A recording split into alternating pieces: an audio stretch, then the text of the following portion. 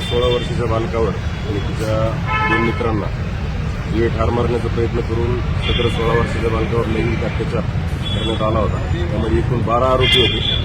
आरोपींच्या ग्रुपचं नाव रावण ग्रुप अशा प्रकारे त्यांनी ग्रुप बनवलेला होता आणि सदर ग्रुपच्या माध्यमातून ते सदर परिसरात दहशत करत होते। त्या गुन्ह्यातील जे 12 आरोपी आहेत त्यापैकी 7 आरोपी अटक करण्यात आलेले आहेत। उर्वरित आरोपी सुद्धा आता लवकरात लवकर अटक होती।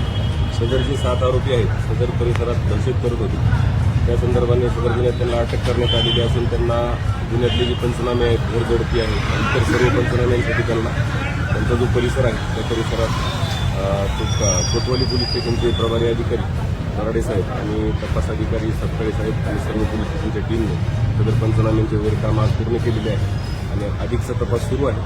आपल्या माध्यमातून मी फक्त सर्वांना एकच आवाहन केले की सदर रावण ग्रुपच्या नावानं जर कोणी दहशत करत असेल तर तात्काळ कोतवाली पोलीस स्टेशनशी आणि आमच्याशी संपर्क साधावा। नागरिकांनी अशा कुठल्याही ग्रुपच्या किंवा अशा कुठल्याही गुंडांच्या दहशतीखाली राहण्याचे कोणतेही कारण नाही। कायद्याचं राज्य आहे आणि पोलीस सक्षम आहे। धन्यवाद।